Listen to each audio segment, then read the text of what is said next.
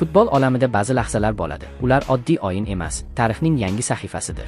Do'stlar, bu video butun O'zbekistondagi Husanov muxlislariga yetib borishi uchun videoga like bosing va do'stlaringizga ulashing. Yordamingiz uchun katta rahmat.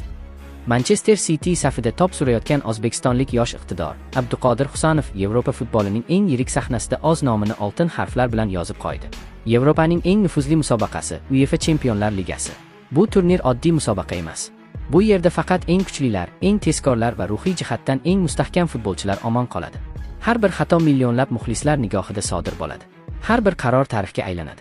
Va mana shu bosim ostida Husanov shunchaki o'ynamadi, u portladi.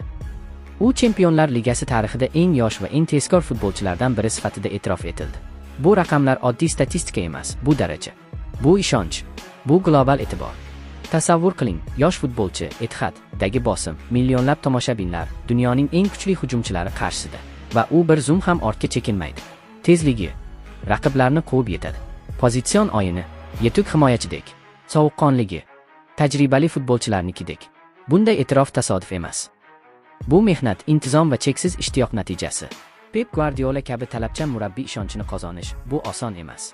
Guardiola yosh futbolchiga imkon berdi. Husanov esa bu imkoniyatni tarixiy natijaga aylantirdi. Bugun Yevropa futbol ekspertlari uning tezligi va jasorati haqida gapirmoqda. Skautlar e'tibor bermoqda. Tahlilchilar nomini tilga olmoqda. Bu faqat individual muvaffaqiyat emas. Bu O'zbekiston futbolining global sahnaga chiqishi. Yillar davomida orzu qilingan narsa bugun real voqelikka aylandi. Endi bizning futbolchimiz Chempionlar Ligasi tarixidagi rekordlar bilan tilga olinmoqda. Bu hali boshlanishi. Yosh, ochiq, ambitsiyali.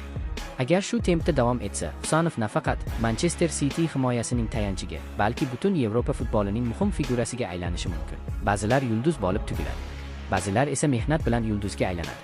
Abduqodir Husanov aynan shunday futbolchi. Va eng qizigi, uning haqiqiy choqqisi hali oldinda.